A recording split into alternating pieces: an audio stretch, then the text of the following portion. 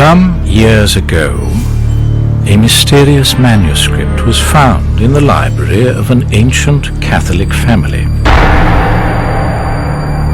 Written in an obscure Italian dialect, the manuscript tells a tale of suspense, intrigue, and excitement.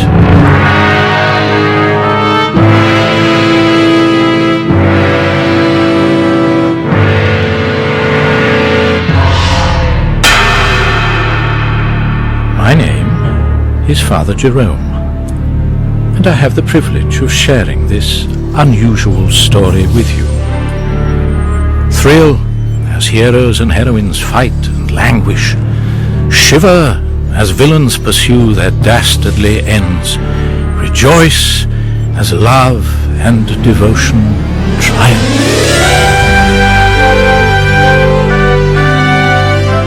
This is a story such as you have never heard before. Come with me, and I shall lead you to that strange place where the rational and the superstitious meet, where love and hate, greed and generosity are so close that you cannot tell where one ends and the other begins, where motives are not always what they seem, where even my motive for telling the story is shaped by more than a familiarity with an obscure Italian dialect.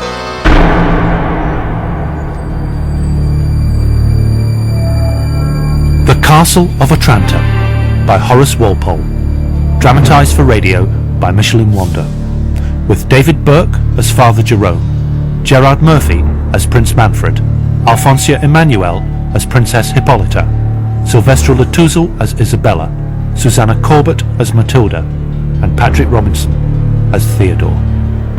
The Castle of Otranto.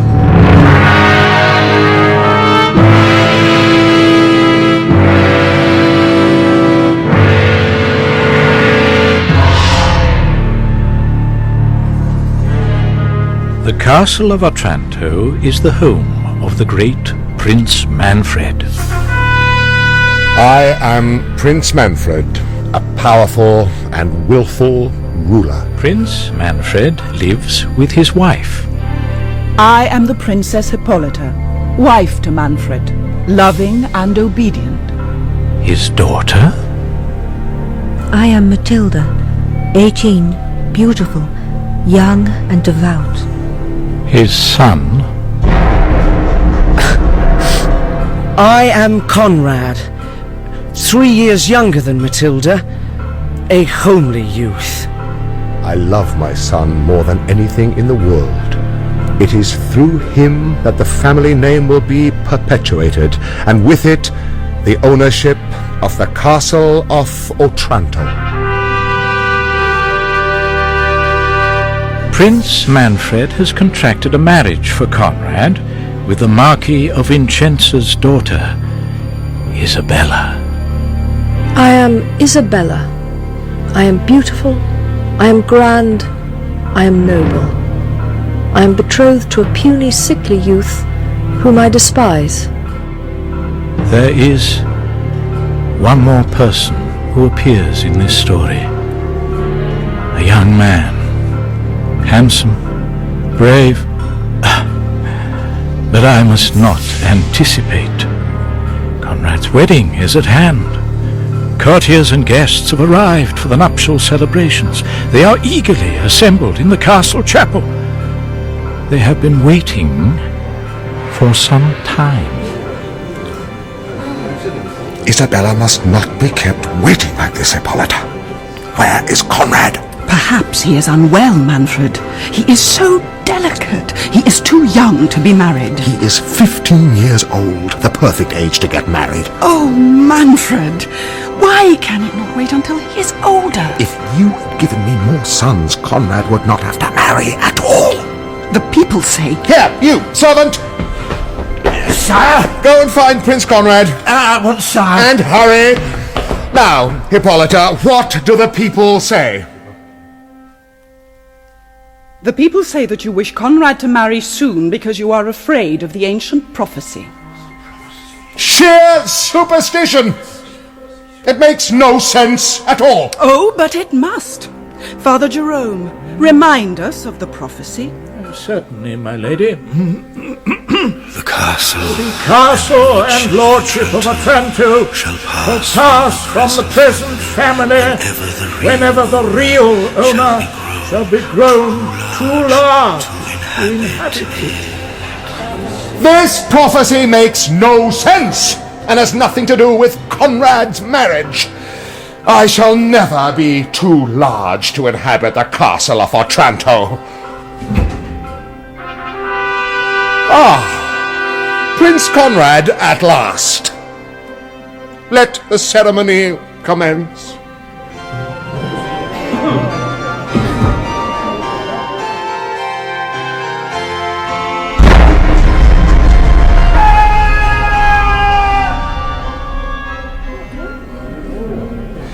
Oh, Prince Manfred! Prince Manfred! What is it now? Conrad is ill. Oh, sire, I cannot speak. A terrible thing. Where is Prince Conrad? The courtyard! The courtyard over there! I know where the courtyard is. Is Prince Conrad in the courtyard? Yes, sire. That's exactly where he is. Exactly where he is. Well, go and tell him that he is late for his wedding. Hurry! But the courtyard! The wedding is in the chapel, not in the courtyard. Sire, the helmet. The helmet. Helmet? What helmet? What are you talking about? It is Conrad! Something has happened to him! Come, sire, and see for yourself. Indeed I shall. Hippolyta, wait here. No, I am coming with you. Father Jerome, Matilda, Isabella, hurry, hurry!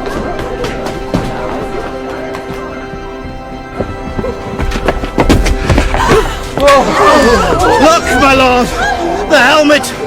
There it is. And there in the courtyard is an enormous helmet, 100 times larger than any helmet ever made, shaded with a proportional quantity of sable plumes, It fell from heaven, sire, I swear, on the prince. crushing young Conrad in his prime. What did you see? I was approaching the prince, your son, who was standing here in the centre of the courtyard, and was about to summon him to the chapel, when the helmet fell upon him. My son! My son! What a sight for a father's eyes. My child! My pearl! Dashed to pieces, crushed and almost buried under an enormous helmet. Why, it must have fallen from the moon! Conrad? Where is Conrad? Oh! Matilda! Help me! Mother! Oh, Mother! Matilda, remove your mother to her chamber. And you, servant, Sire, look to the Lady Isabella and bring her to me shortly in my chamber. sire. Remove the helmet from the prince. Oh, tragedy! Tragedy!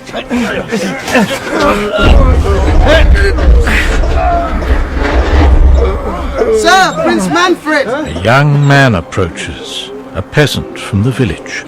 Stand back, fellow! I must speak to Prince Manfred. Guards! Remove this peasant! I recognize the helmet. Do not intrude on the prince's grief. If he knows something, let him speak. This miraculous helmet looks like... Like what, for heaven's sake? It is exactly like the helmet on the black marble figure of Alfonso the Good in the Church of St. Nicholas.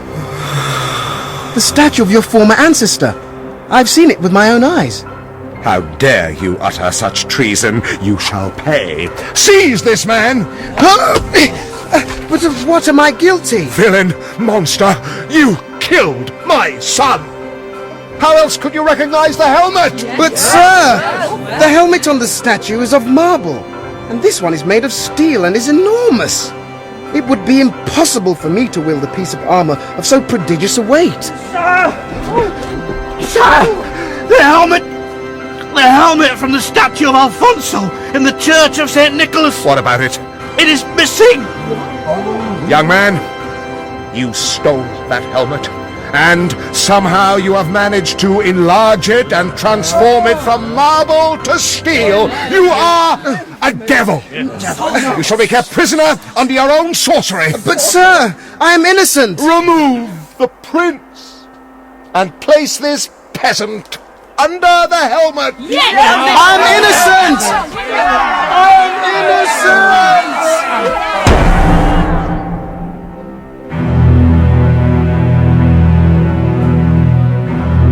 And so, Manfred's instructions are carried out, and the young man is placed under the helmet, while Prince Conrad is prepared for interment.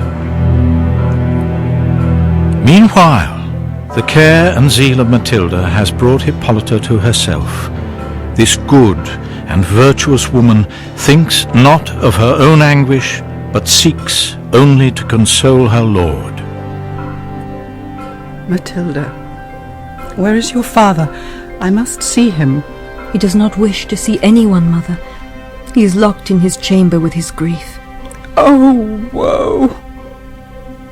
Will he not permit me to blend my tears with his?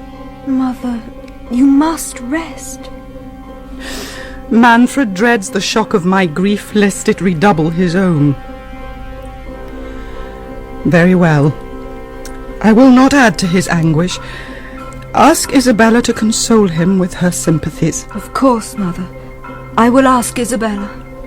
Thank you, Matilda. Manfred, meanwhile, has summoned Isabella to him for a purpose not confined to the sharing of sympathies. My Lord Manfred, the Princess Hippolyta has asked me to convey her condolences and love to you. Thank you, Isabella. It must be a cruel blow to lose a bridegroom. Indeed. But you know, Conrad was not worthy of your beauty. My lord, do not doubt my tenderness towards Conrad. Nonsense. He was a sickly, puny child. And perhaps fate has taken him away so that I need not trust the honours of my house to so frail a foundation.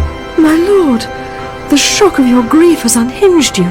Lady, instead of a feeble boy, you shall have a husband in the prime of his life, who will know how to value your beauty and who may expect male offspring from you. My lord, to whom do you refer? Since I cannot give you my son, I shall offer you myself. You, my lord? My father-in-law, the father of Conrad? The father of my closest bosom friend, Matilda? The husband of the virtuous and tender Hippolyta? I divorce her from this hour.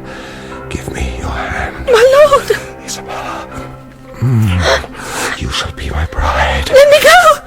Let me go! Oh, look! Look, my lord! There! In the courtyard. What do you see, my fair Isabella?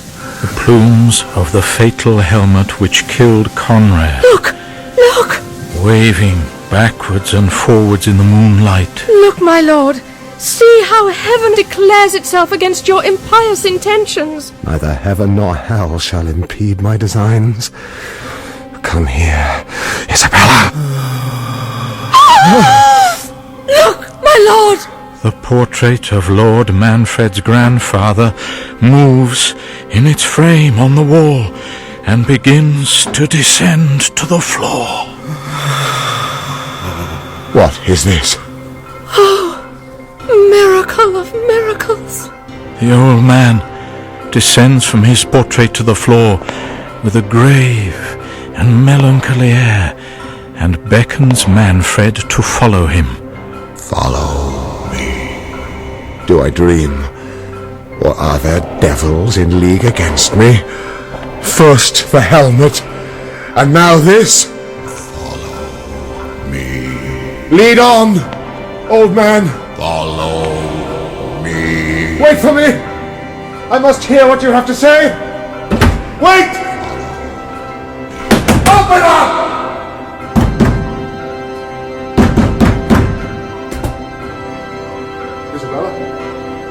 Isabella, where have you gone? Wait for me! Isabella! Isabella! Guards! Find the Princess Isabella!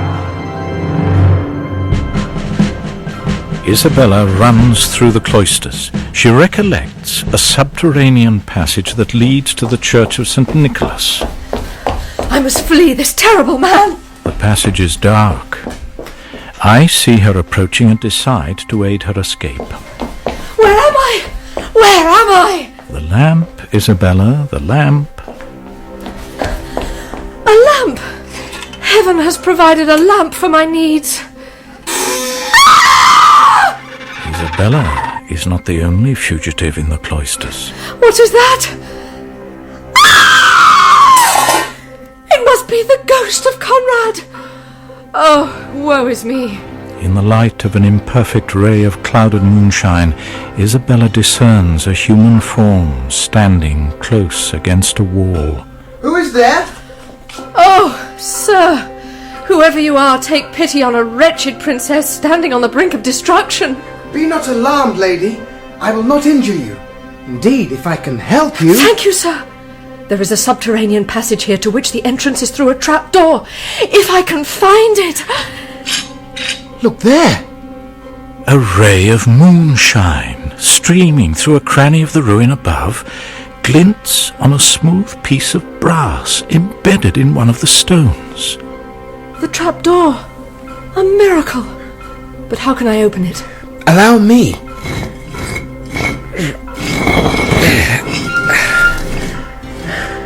Stone steps. Heaven is with us. The steps are lit by gently glowing rose-coloured lanterns. In a few minutes I will be safe from Manfred's rage. Thank you, gentle stranger. You have saved my life. Isabella! It is Manfred! I am ruined! Isabella! Make haste! I will close the trapdoor behind you. Isabella! Farewell, gentle stranger. You! Presumptuous villain! How did you escape from beneath the helmet? Look up and you will see.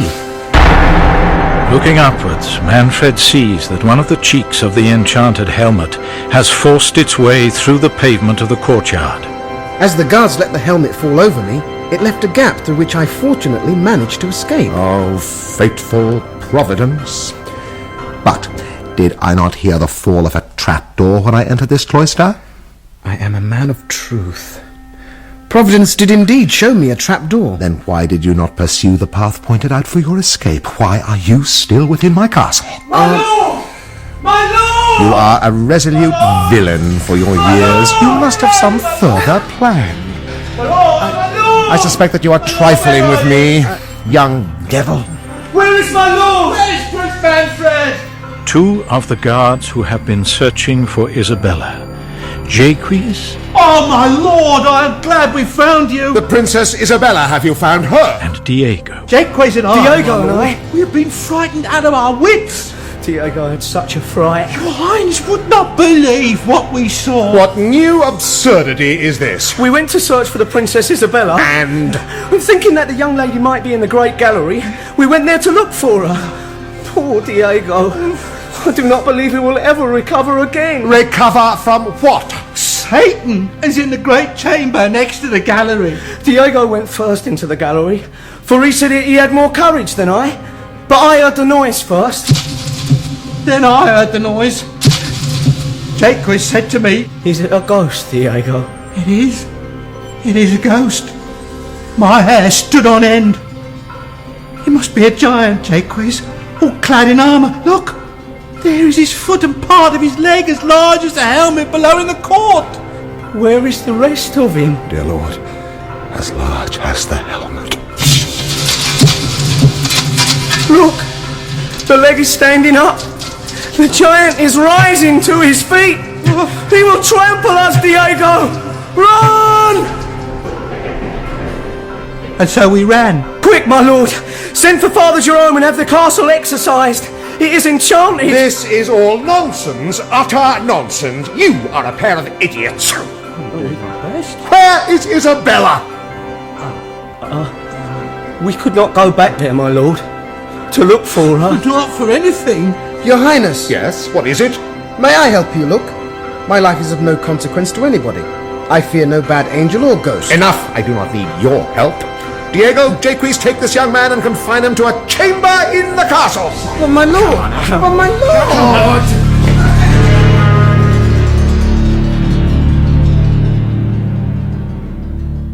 Meanwhile, Matilda, shocked at the fate of her brother, and concerned at the absence of her dearest friend Isabella, is enjoying the ministrations of her servant, Bianca.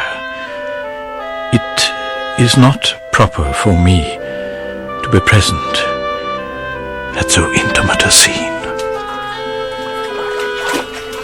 Your towel, Princess Matilda. Let me help you. Thank you, Bianca. Is there news of Isabella? Miss Isabella is still nowhere to be found, Princess. But Diego and Jaques, as they were seeking her, saw a gigantic foot and leg encased in armour in the Great Gallery. They said it sounded like thunder and began to move. Bianca, this is a fable. Such things do not exist. Diego and Jaques do not tell lies. Powder? Thank you. Oh, you're so beautiful, madam. It's high time your father found you a husband. Nonsense, Bianca. But you are now his heiress. I'll be impatient to have you married. Shall I brush your hair now? Please. My poor Bianca. How can I be a great princess? My father's heart was always a stranger to me, and it wounds my soul when I am witness to his causeless severity to my mother. All men use the wives in that way when they're tired of them. But you must marry, Princess. You're far too beautiful to mope in a convent for the rest of your life. Did you hear that, madam? It sounds like a cry of a restless spirit. It is only the wind whistling through the battlements in the tower. My chemise, please, Bianca. The peach satin. Here you are, madam. Suppose, madam, tomorrow morning your father was to send for you, and you find at his elbow a lovely young prince with large black eyes, smooth forehead, and jet-curling locks. In short, madam, a young hero resembling the picture of the good Alfonso in the gallery where you sit and gaze for hours together. Bianca, you have been spying on me. No, madam. But when you behold Alfonso's likeness, such a look of happiness comes over you. Please, do not speak of that picture. I am not in love with a coloured panel. I merely contemplate it for its artistic merit. The ruby earrings, please. Certainly, madam. Well, to be sure, madam, you were born to be a saint. I must say, the Lady Isabella has never been as reserved to me as you are. She lets me talk to her of young men. Isabella may be of a cheerful disposition, but her soul is as pure as virtue itself. She knows your idle babbling humour, and perhaps now and then has encouraged it merely to divert melancholy. Blessed Mary, there's that sound again. Do you not hear that voice? Dear madam, this castle is haunted. I do think I hear a voice, Bianca. A young man's voice. And if there is a spirit in pain, we may ease its sufferings by questioning it. Oh no, dear lady, I would not speak to an evil spirit for the world. Oh, that is no evil spirit. It is only a man singing in the chamber below. Open the window, Bianca. I dare not, madam. I will open it then. My robe, please. There, madam. Thank you.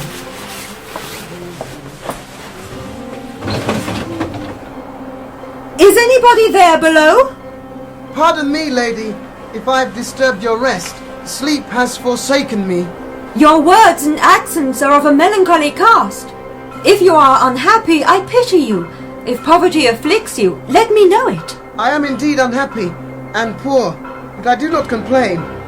Please do not think me proud or that I disdain your generous offer. Then why do you sigh, young man? If I sigh, lady, it is for another, not for myself. It is that young peasant, madam. I know his voice. Find out with whom he is in love, please, I beg you.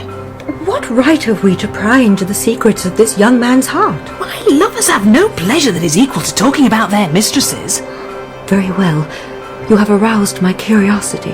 I shall inquire further. Stranger, tell me of your unhappiness, and I will endeavour to find help for you. You speak with humanity. Tell me, what do they say in the castle about Princess Isabella's absence? Is her departure linked with the fortunes of Prince Manfred? Why, you have gained my sympathy in order to pry into the secrets of Otranto's noble family. I was mistaken in you. You must be a spy. Well, Bianca, this peasant is not to be pitied after all. I will tell you a secret, madam. The other servants believe that this man contrived the Lady Isabella's escape. The other servants say that this peasant is a magician and that he stole the helmet from Alfonso's tomb and killed your brother Conrad. And then he used his magic powers to escape from beneath the helmet where he was imprisoned. Is it not peculiar that the Lady Isabella should be missing on the same day that this sorcerer is found at the mouth of a trapdoor? Do not breathe such suspicion on the purity of my dear Isabella's reputation. Pure or not, she has fled. That must mean something.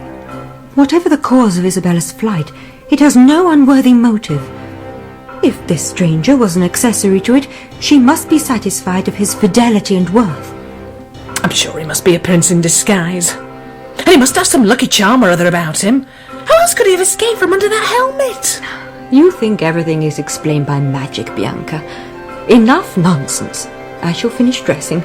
My shift, please. Certainly, madam. Manfred rises at the first dawn of light and goes to Hippolyta's apartment to inquire if she has heard news of Isabella. Of course, she knows nothing. It is left to me to bring enlightenment. I arrive, displaying my customary air of firmness, authority, and virtue, always saint-like in its impact, not always saint-like in its motivation. Father Jerome, welcome! Lord Manfred, Lady Hippolyta, I have news of the Lady Isabella. At last. She is at St. Nicholas's altar. She has taken sanctuary there. Thank heaven she is safe. This is no business of yours, Hippolyta. Please leave us. My commission from the Lady Isabella is to speak to you both. Why should Isabella instruct one of my servants with such a commission? I am the minister of a mightier prince than my own king. If you will pardon my directness. Proceed, Father Jerome. My Lord Manfred does not mean to be unkind. The Lady Isabella thanks you both for the kindness with which she was treated in your castle. As it is no longer possible for her to be allied with your family, she entreats your consent to remain in sanctuary until she can learn news of her father, who, as you both know, is lost in battle. I shall certainly give no such consent. She must return here without delay. She is where orphans and virgins are safest from the snares and wiles of the world. Nothing but a parent's authority shall remove her from there. I am her parent. Indeed, more than her parent. I demand her presence here in the castle. But my Lord Manfred... Go now, Hippolyta. I wish to speak to Father Jerome alone. But my lord... Go now! Yes, my lord. I shall obey you.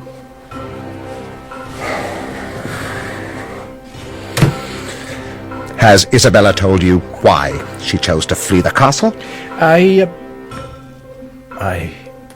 cannot break her confidentiality. As you please, Father Jerome. I will talk of other things. You have influence with Hippolyta. She is a faultless and perfect woman who scorns the grandeur of this world. What now? Persuade her to consent to the dissolution of our marriage and to retire into a nunnery. What an outrage! This is unexpected. But, why do you wish me to do such a thing, Prince Manfred? I have chosen that Isabella should be the mother of my son. Such blasphemy, and such a danger to me. I am the instrument of heaven, Lord Manfred. I reprimand you for your adulterous intentions, your wish to repudiate your wife, and your incestuous desires on your contracted daughter! Perhaps the Church's disapproval will have some effect. Oh, Father Jerome, please!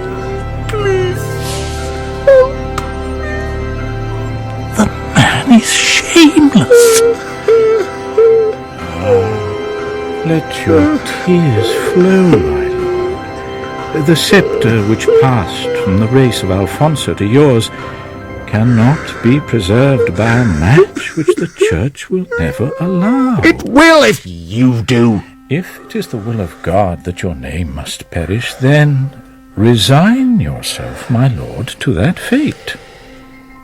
There is something I have not told you, Father Jerome.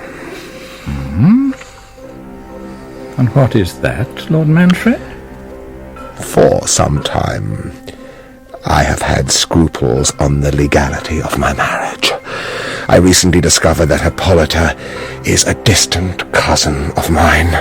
It is to this state of unlawful wedlock that I impute all the events which began with the death of my dear son Conrad. My lord, the Church is an indulgent mother.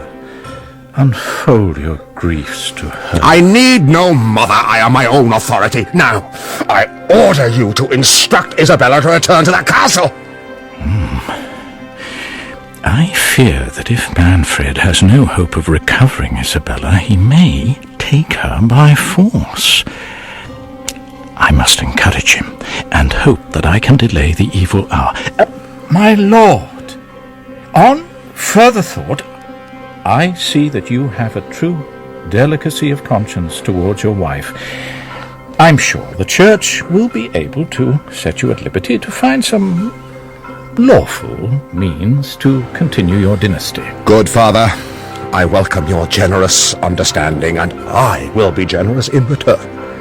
Now, since we understand one another, please tell me. The youth we found in the cloisters, is he Isabella's lover? Here's my chance. Some seeds of jealousy will help delay matters. My lord, I wished to keep it from you. So there is some passion between them? Well, I cannot be completely certain, but I knew it! I will fathom the truth behind this intrigue. I shall order the peasant to be brought to me in the Great Hall immediately. But Lord Man... Enough! I must know everything! Excuse me, Father Jerome. Success. Success. Prince Manfred! Prince Manfred! I shall follow to hear this interview. Manfred is not to be trusted with the young peasant. There you are, madam. Bianca, you startled me. I thought I'd find you up here again, gazing at Alfonso's portrait.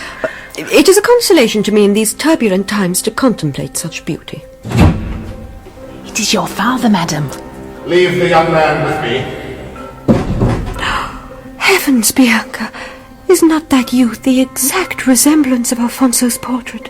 Indeed he is, madam. Now, tell me the truth. Who are you? My name is Theodore. I am a labourer from the next village. Oh, what miracle has sent him to me? How long have you known the Princess Isabella? Isabella? How can this be? Before last night, I had never seen the princess.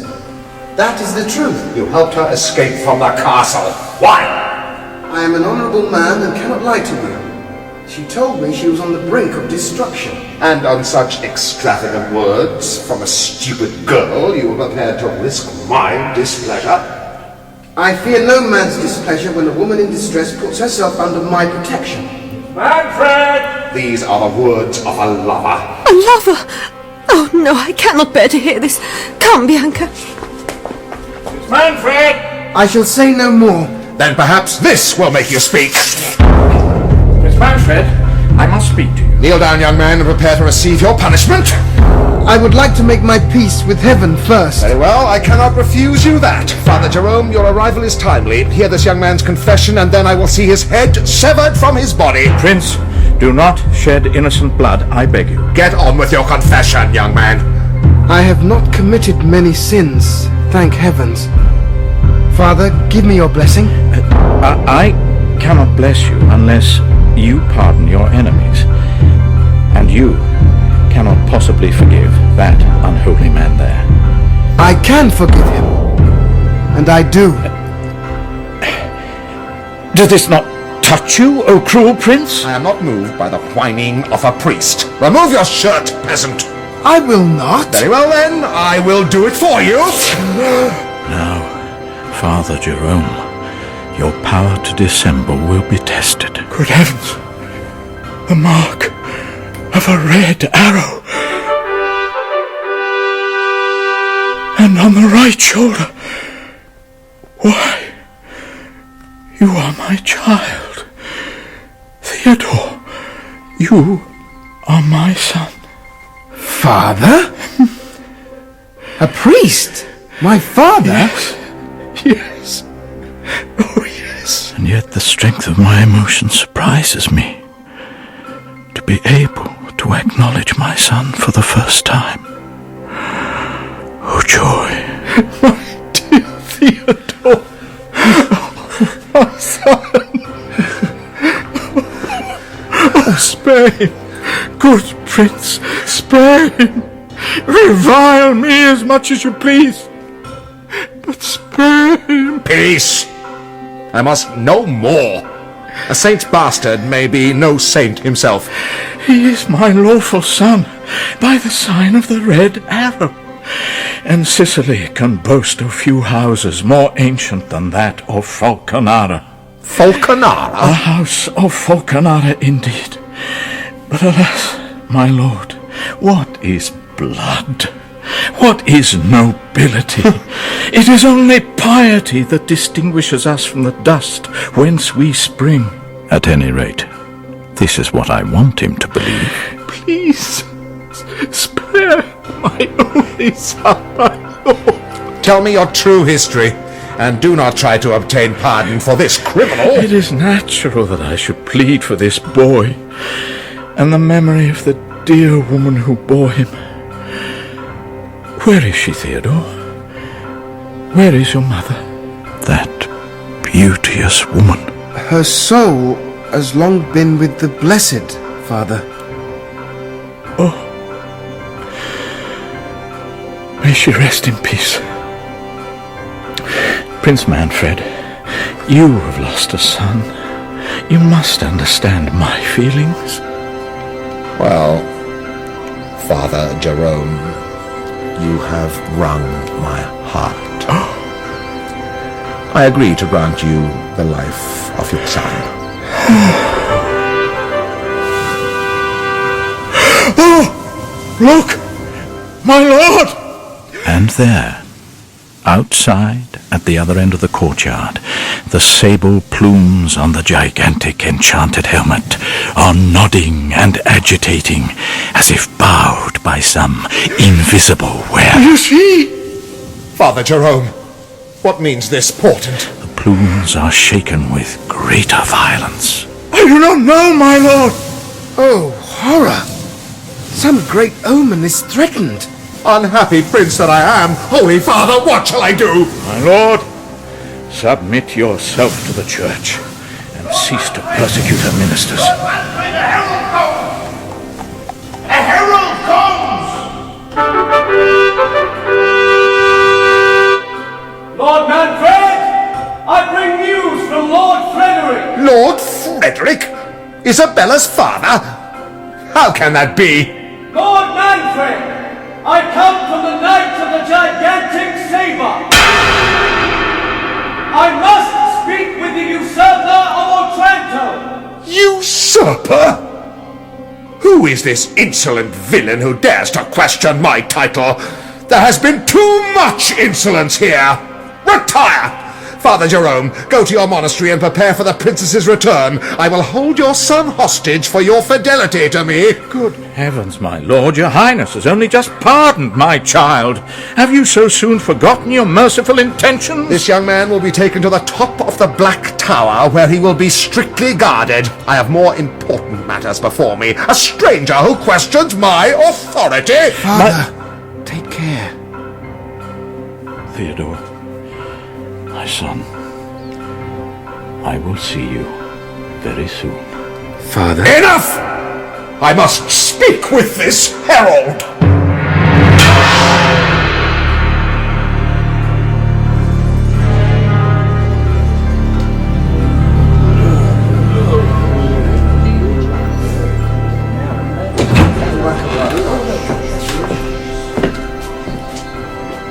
Speak, stranger.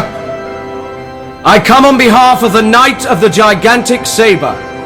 My master, Frederick, demands the Lady Isabella, who you are basely and traitorously keeping in your power.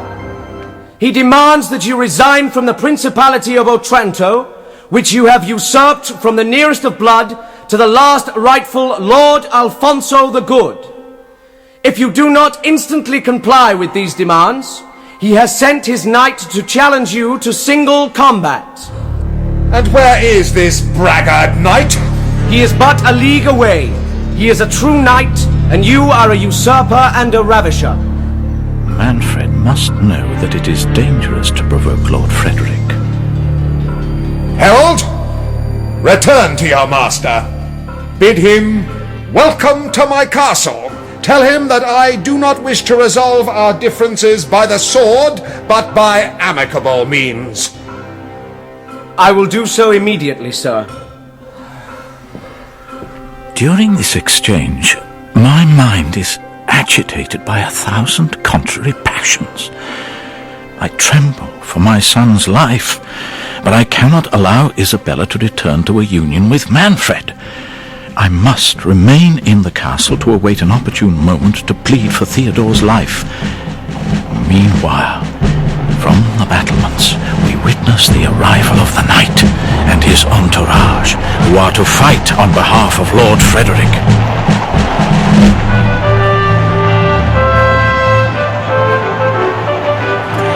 100 foot guards, and as many horse, 50 footmen in scarlet and black, a rider bearing a banner with the arms of Vicenza and Otranto woven together. Damn his impudence! 100 gentlemen at least, bearing an enormous sword, seeming to faint under the weight of it. This is the gigantic sabre. Heaven preserve us. Then the knight himself, on a chestnut steed, in complete armour, his face concealed by his visor, surmounted by a large plume of scarlet and black feathers, like those on the enchanted helmet in the courtyard.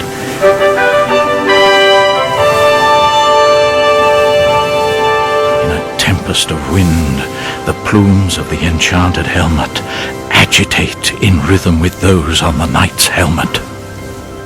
Alight, Sir Knight, and rest. You and your friends shall enjoy the laws of hospitality in my castle. The sabre bursts from its supporters and falls to the ground opposite the enchanted helmet. What portent is this now? Manfred pales briefly, and then recovers sufficiently to sustain his welcome. Come, my guests! This disruption is irrelevant. Enter, I pray you. A feast is prepared. Join me!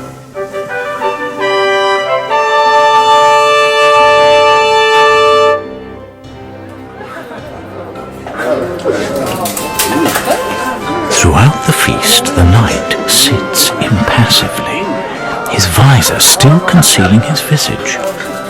Afterwards, Manfred seeks to converse with him. Now we have feasted, let us talk. Pray, be seated. As you know, Prince Alfonso bequeathed the Castle of Otranto to my grandfather, Don Ricardo, in consideration of his faithful services. And Don Ricardo bequeathed it in turn to my father, Don Manuel. The knight shakes his head.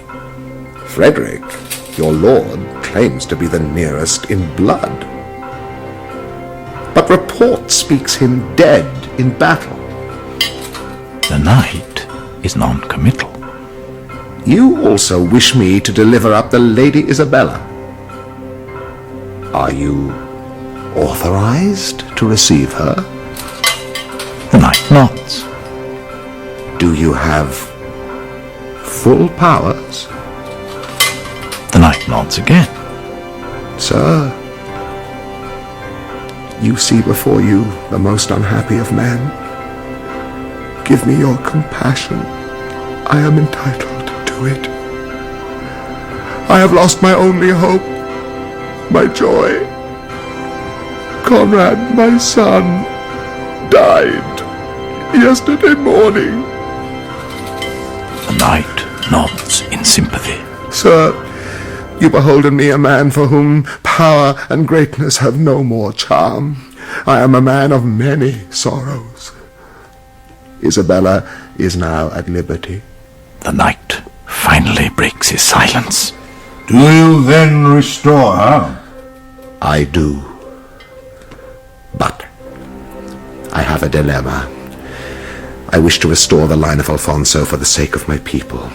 Heaven, in your arrival, has pointed out a remedy. The Lady Isabella is at liberty, and I shall soon be so as well when my divorce from Hippolyta is made secure.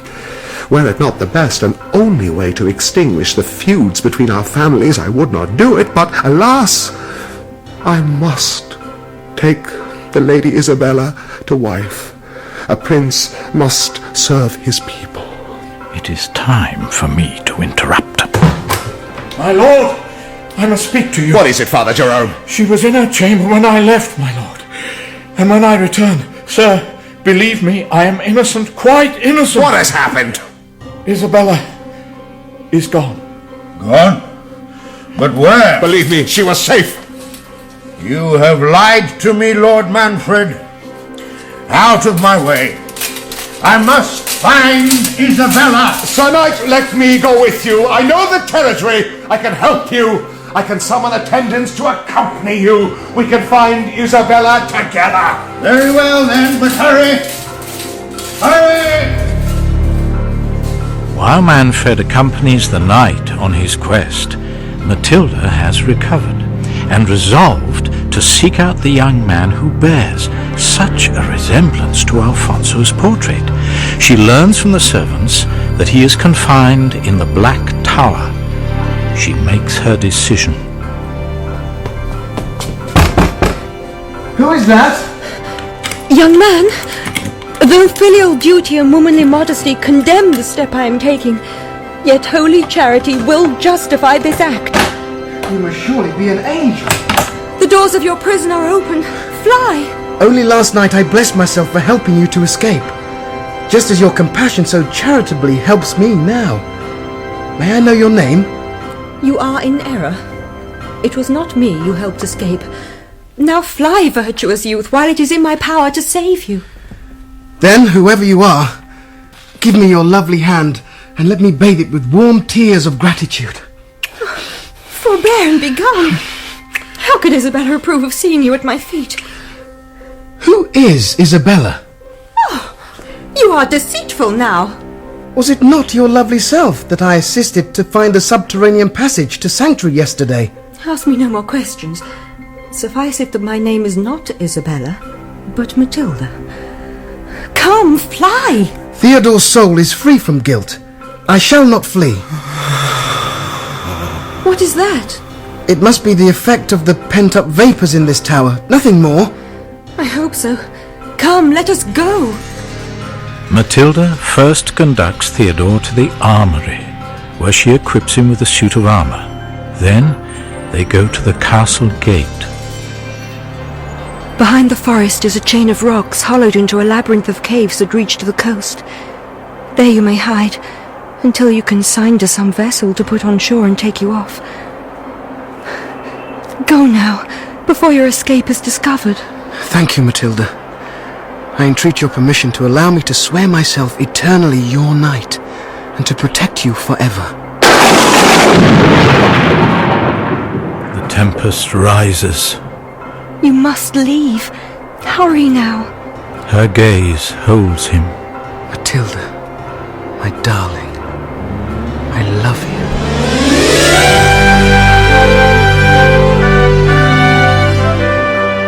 His eyes are fastened on hers. Go, Theodore. Matilda, Matilda. They tear themselves away.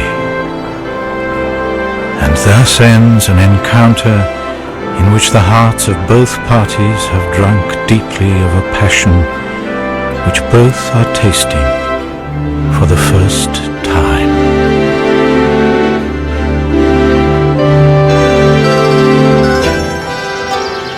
Here in the forest, Theodore seeks the gloomiest shades best suited to the pleasing melancholy that now sits in his mind. He has met his true love. Ah, what memories this brings back. Help! Help! Who is that? Where are you? Oh, sir! Oh, sir! Madam, do not be afraid. I will defend you, whoever you are. Surely I've heard that voice before. I do not think so. Unless... Why, you must be the Lady Isabella. Oh, do not deliver me up to Manfred, I beg you. Gentle princess, do not kneel before me. Come. Let us enter this cave. I can have no peace until I have placed you beyond the reach of Manfred. But what if we are found together? I respect your virtuous delicacy. But beauteous and perfect as your form is, my soul is dedicated to another. Isabella! I am undone! It is Manfred! Halt! Who goes there? I seek the Lady Isabella. Do not impede me, or you will risk my displeasure. Your purpose is as odious as your resentment is contemptible, Sir Knight. You impudent young man! Take that! And that! How about you? There! And there! There! He is disarmed. Thank you, kind friend, for saving me from Manfred. He will not be any danger to you now. What? Our generous foe, we have both been in error.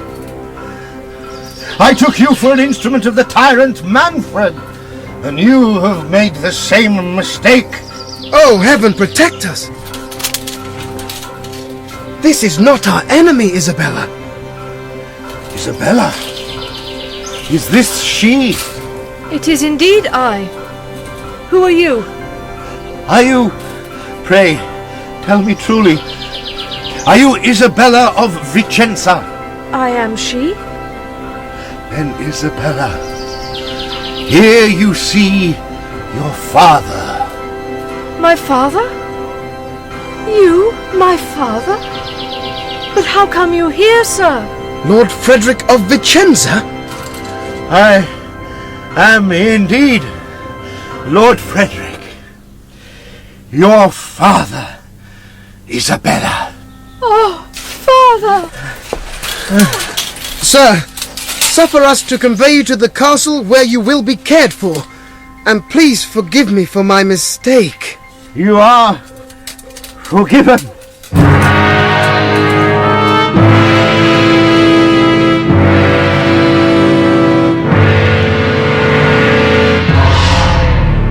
Another reconciliation which gladdens my heart. Theodore, shedding tears over his victim and vowing to guard Isabella with his life, carries Frederick to the castle, Isabella following mournfully behind. In the castle they are met by Hippolyta and Matilda, who blushes to see Theodore and Isabella together, suspecting some alliance between them. When the Marquis's wounds are treated and declared not serious, Hippolyta takes charge of Frederick's care. Here, Lord Frederick, drink this. Thank you, Lady Hippolyta. If you are able to speak, Lord Frederick, I have something to ask you. What is it? Why did you come to reclaim your daughter? Let me tell you my story. Do not exert yourself too much, I pray. While prisoner to the infidels, I dreamt that my daughter was detained in a castle where she was in dreadful danger. I set out to rescue her. For 3 days I wandered in a forest without seeing a single human being. On the evening of the 3rd day, I came to a cell where I found a hermit who told me his secret. Long ago, St. Nicholas appeared to me and revealed a secret which he bade me disclose to the first man who visited me. And you are the first human being I have seen for 50 years. You, Lord Frederick, are to dig under the 7th tree to the left of this cave, and you will be rewarded. Now, go. Quickly. The following day, I dug and discovered an enormous saber.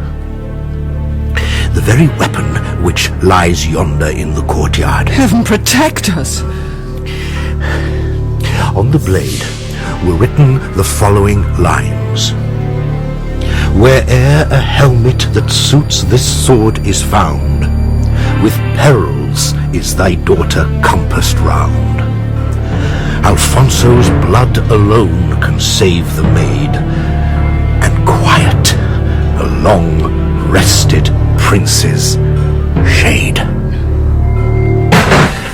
Help me, Hippolyta! Help me! What is this dreadful spectre that follows me? My gracious lord, what is the matter?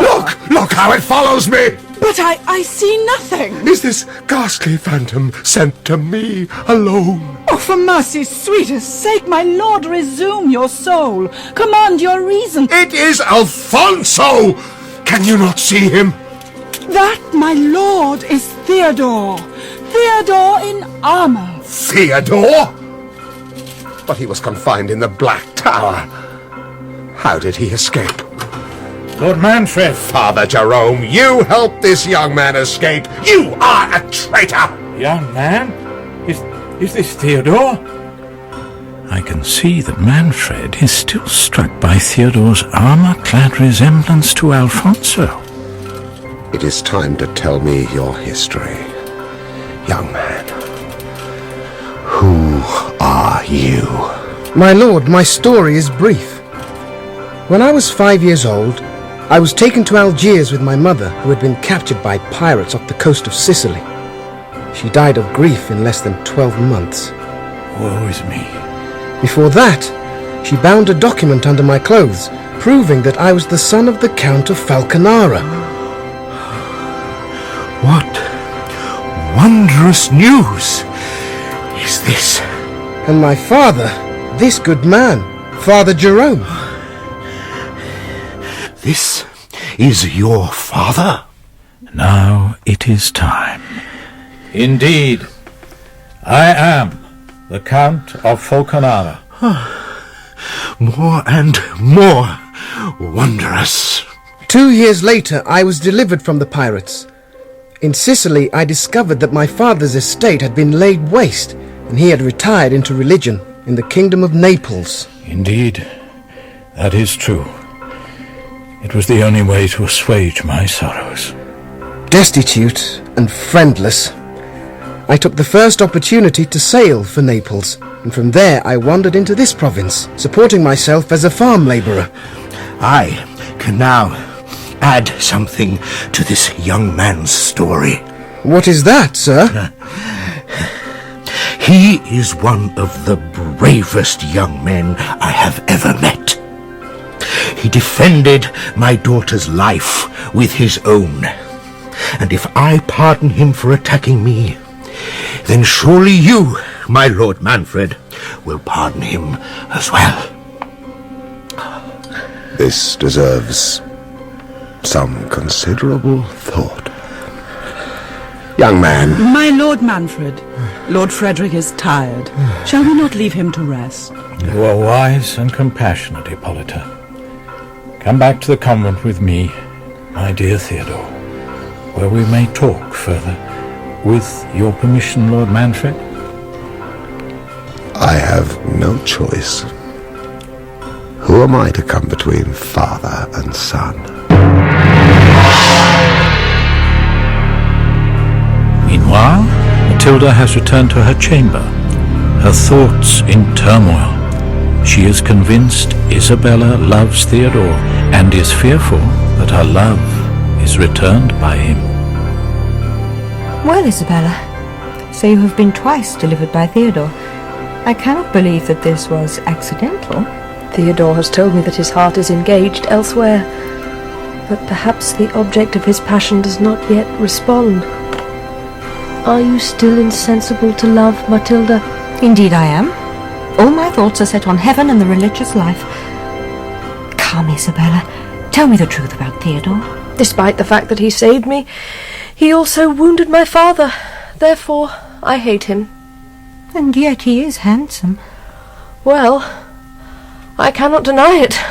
The servants have said that your father is out of danger, so you should not harbour resentment against him, for I am sure he did not know that the Marquis was related to you. You plead his cause very effectively. Perhaps he returns your sympathy.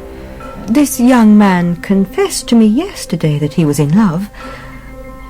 I'm sure that he loves you. My dear Matilda, it is not I, it is you that Theodore admires. Isabella, you saw him first. You must have him. No, I can see that you are in love with him. You must have him. I could not be with him knowing that you, my friend, were pining for him. He must be yours. I am convinced of it. I shall fight to conquer my passion for your sake. Oh, Isabella, what a struggle of generosity you have had. The dignity of your virtue knows no bounds. I can recognize true passion when I see it. You are my dearest friend. My dear Matilda and Isabella, I am glad to find you both here. Mother, welcome. I have something important to tell you both. What is it, Mother? Heaven intends that the sceptre of Otranto should pass from Manfred's hand into that of the Marquis Frederic. What? I have been inspired with the thought of averting our total destruction by the union of these rival houses. With this view, I have proposed to Manfred that he should offer you, my dear Matilda, as a wife to the Marquis Frederic. Me? To the Marquis Frederic? Good heavens, my gracious mother, how can you contemplate such a thing? Wretched princess, what ruin is this? What can this mean? Alas, madam, you are genuinely pure, and that prevents you from seeing the depravity of others. Manfred, your husband, is an impious man. Please do not mention my husband Manfred with such intemperance. He will not long be your husband if his wicked intentions are executed. What on earth can Manfred have done for you to suspect him in this way? He wants to separate himself from you, to divorce you. Divorce my mother? Yes, and to complete the action he intends... Oh, I cannot tell you. But you must. I was contracted to your son, Conrad, and now his father wishes me to marry him instead. What? Isabella, can this be true? No madman, no force can drag me to Manfred's hated bed. And you, my dear friend Matilda, I could not wound you by injuring your mother. It is not for us to make our own decisions. Heaven, our fathers and husbands must decide for us. If Manfred and I are to be divorced, then so be it.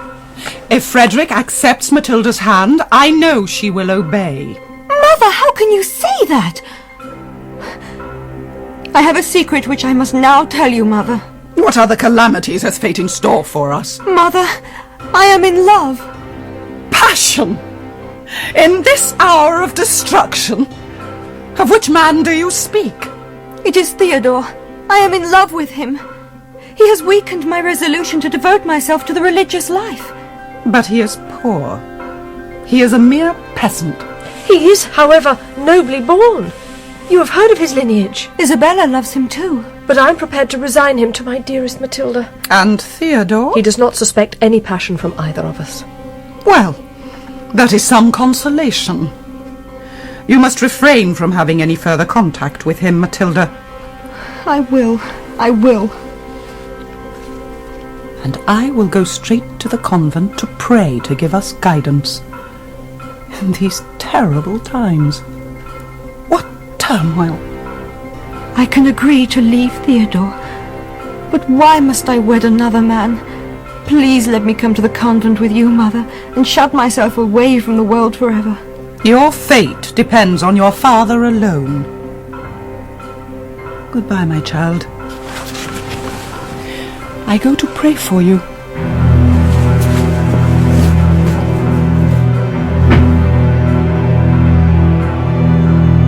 Meanwhile, I am about to hear the same news from a different point of view. You seriously want me to believe that you are in love with the Princess Matilda? Indeed I am, Father. You must eradicate this guilty passion. Immediately! She's from a rival house. Remember Manfred's greed and tyranny? Can guilt dwell with innocent beauty and virtuous modesty? It is sinful to cherish those whom heaven has doomed to destruction. The tyrant's race must be swept from the earth unto the third and fourth generation. Thus pronounces the prophecy. But will heaven visit the innocent with the crimes of the guilty? Have you forgotten that Manfred has condemned you to death twice? Certainly not. But I've also not forgotten that it was the charity of his daughter that delivered me from his power. You are a model of charity yourself, my son, but the insults you have received from Manfred must shock the ashes of the good Alfonso. Father Jerome, I am the most wretched of women. Good Father, may I speak to you alone, please? Theodore? Of course, Father. I shall leave you to pray with the virtuous Hippolyta. Oh, Father. Isabella has informed me that Manfred wishes to divorce me and marry her. I have suggested to Manfred that Matilda should marry Frederick in order to unite our houses and to preserve us from the rivalry that might be in store for us all. Horror of horrors. Hippolyta wishes to accede to Manfred's demands? This cannot be. That is not a good idea, Princess. Father, would a separation from my Lord Manfred be legal? She is indeed serious. Oh, my lady, your consent would be the utmost in sinfulness. I assure you, the Church will denounce you if you comply. You should treat any such proposition from your Lord Manfred with indignation and refusal. But even while Hippolyta seeks guidance, Manfred also approaches the Church for advice. Hippolyta, I am surprised to find you here. What business brings you to this cloister? I came to pray for the best outcome for our family, Manfred. Lord Manfred, I have to tell you that all your impious and immoral schemes are known to me. What? The Church despises you, and her thunders will be heard above your wrath. Do not proceed in this cursed proposal of a divorce. It is too late. I am determined that Frederick should accept Matilda's hand and waive his claim to Otranto if I have no male son from my marriage with Isabella. Look! 3 drops of blood fall from the nose of the statue of Alfonso. It is a sign from heaven. Mark this miraculous indication that the blood of Alfonso will never mix with that of Manfred. My dear Lord, let us submit ourselves to heaven. Oh, do not think your obedient wife will ever rebel against your authority. It is my Lord and the Church who rule me, and it is to the Church that we should appeal. We cannot burst the bonds that unite us unless the Church approves of the dissolution of our marriage. Father Jerome is wrong. This is a sign that heaven does approve. You, meddling friar, are no longer welcome under my hospitable roof, and as for your son, I banish him from all my dominions. Whoever marries Isabella, it will certainly not be the Duke of Falconara's upstart son. You will see what fate has in store for you, O cruel prince. Fate has my best interests at heart. Excuse me, I must return to my castle.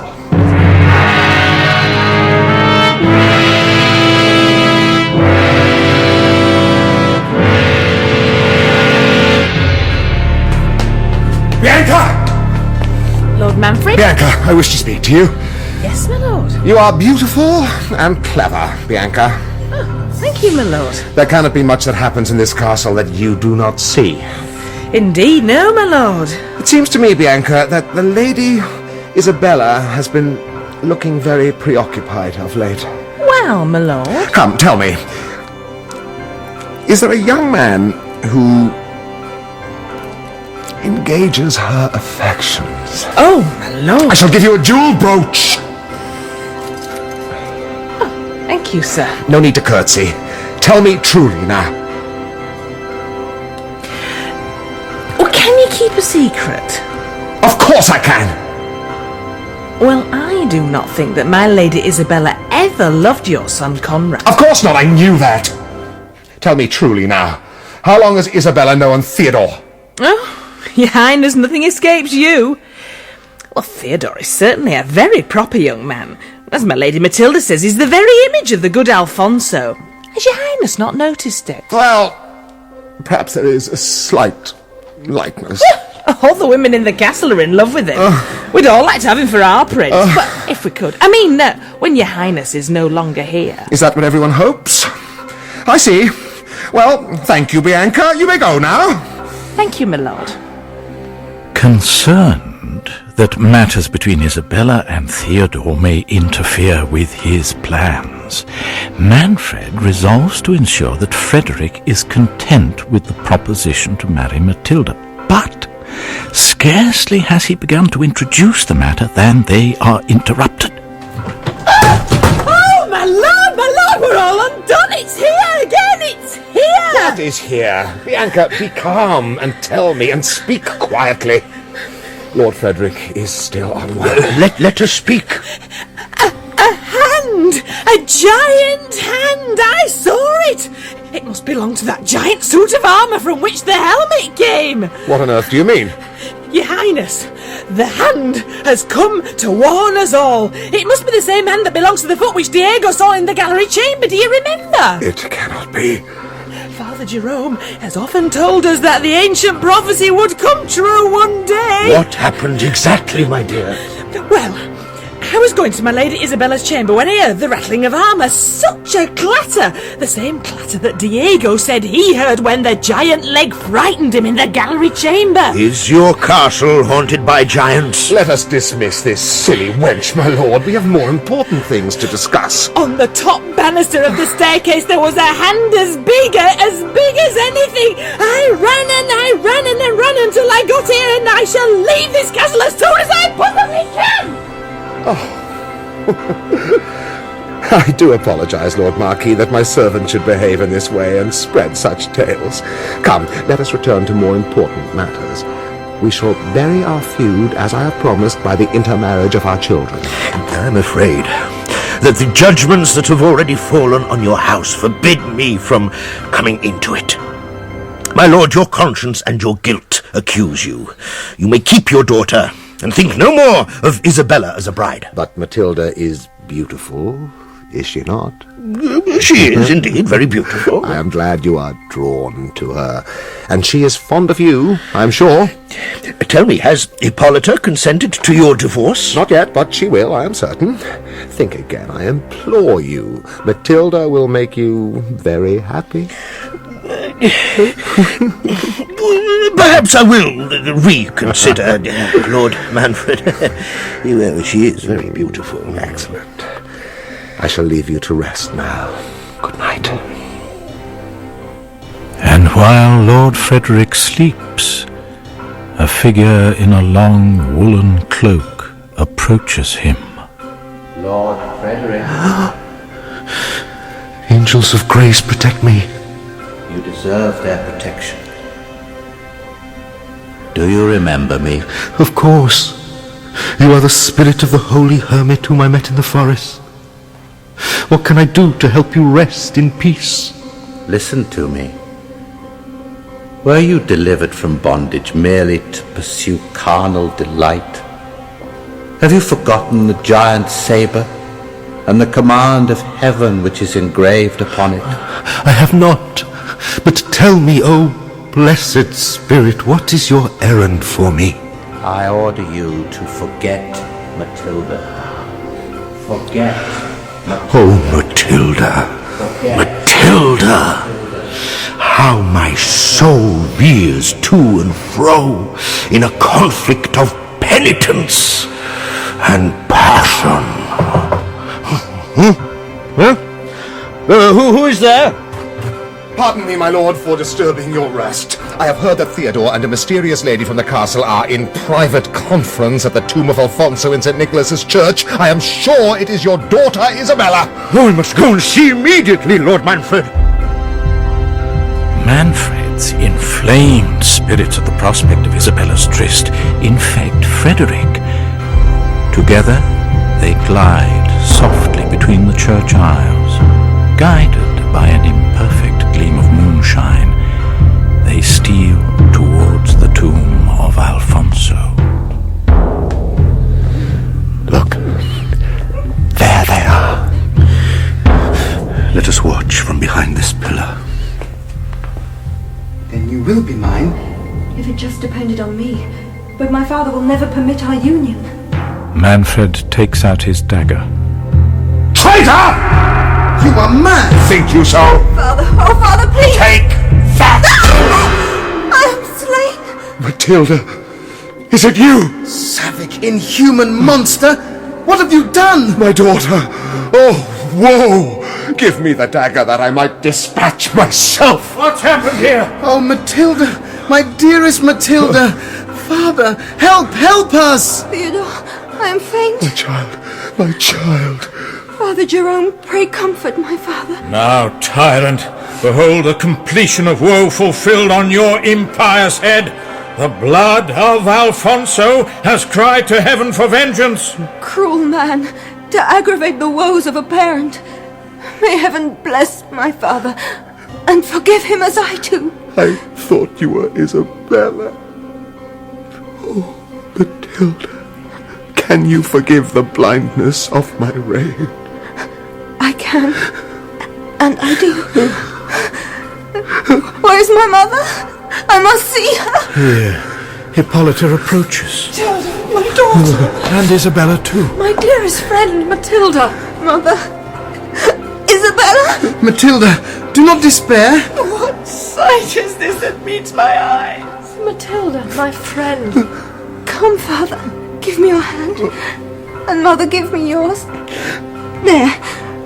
Place your hands together in mine. I curse the day I was born. I am sinking fast. Since she cannot live as mine, at least she shall be mine in death. Father Jerome, will you join our hands? Young man, you are ill-advised. Do you think we must listen to your fond transports in this hour of fate? What right have you to marry this princess? The right of a prince, the sovereign of Otranto. This reverend man, my father, has informed me who I am. I am the only true Prince of Otranto, now that Manfred has forfeited all claims by committing an act of murder. My lord, it is true. Theodore is the heir to Otranto. It is not my purpose that the secret should have been told so soon, but time presses on. Know that This when is our not the time for explanations. Father, come. Unite me to the princess. She shall be mine. I adored Matilda. Will you be mine? Oh, my child. Weep not for me, mother. I'm going where sorrow never dwells. Commend me to heaven, and forgive my father, dearest mother. Isabella, Theodore, for my sake.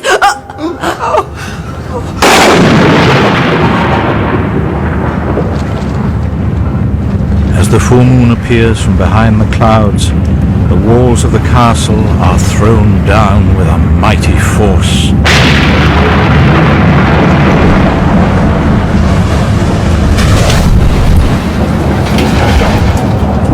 The day of judgment is at hand. The form of Alfonso, enlarged to an immense magnitude, appears in the center of the ruins.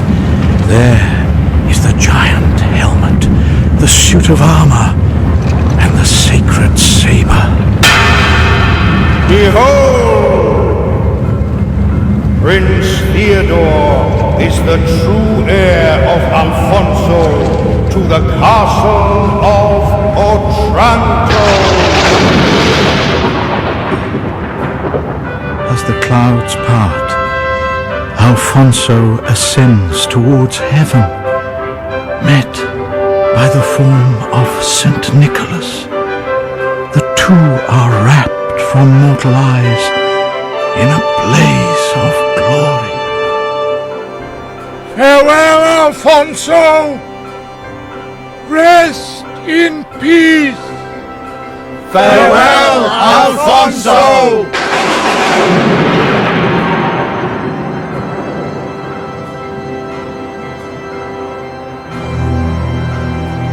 My Lord Manfred, behold the vanity of human greatness. Conrad is gone. Matilda is no more. In Theodore we view the true Prince of Otranto. By what miracle this has happened, I do not know. But our fate is pronounced. Let us dedicate the few hours we have to live in commending ourselves to heaven. My heart is finally open to your devout admonitions, Hippolyta. It is time for the truth. Alfonso died by poison, and a fictitious will declared Riccardo, my grandfather, his heir. Haunted by guilt, he vowed to St. Nicholas to found a church and 2 convents if he lived to reach Otranto. The saint appeared to him in a dream and promised that Riccardo's heirs should reign in Otranto as long as any male issue from Riccardo should remain to enjoy it. These are Theodore's dominions. I hereby resign them. It is time to reveal all. When Alfonso set sail for the Holy Land, he was driven by a storm onto the coast of Sicily. There he fell in love with a beautiful young woman called Victoria. They were married. He left her pregnant, and during his absence at the crusade she was delivered of a daughter. Scarcely had she felt a mother's pangs, and she heard the rumor of her lord's death and the succession of Riccardo. The horror of these days and the vision we have now seen corroborate your evidence. The daughter of whom Victoria was delivered was bestowed in marriage on me. Theodore has told us the rest.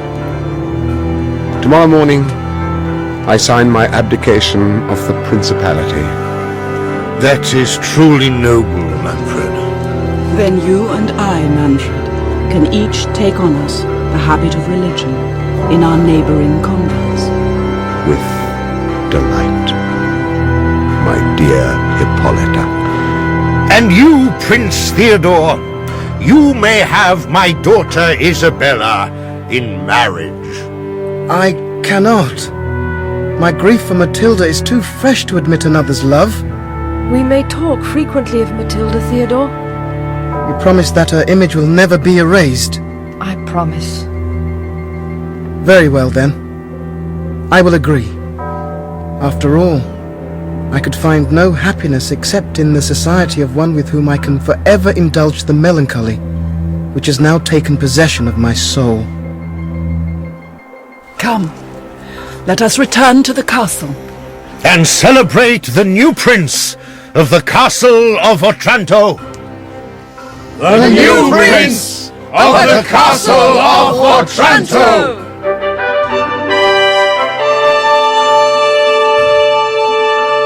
And so, Otranto is returned to its rightful heir, and I finally achieve my greatest desire, to destroy Manfred and his greed and place myself where I belong. As father to the prince, no request is denied to me. I live and love as I please. I have comfort, and I have ease. One day I may choose to reveal how I discovered Theodore's whereabouts and carefully engineered his progress towards the Castle of Otranto. One day I may choose to explain how I created the giant suit of armor and the mysterious Alfonso. One day. But then perhaps the magic and the portents are all real. After all, goodness and virtue have triumphed, and evil has resigned. Perhaps I will keep my counsel and reveal nothing. After all, the Renaissance has many secrets, to which we may add the mystery of the Castle of Otranto.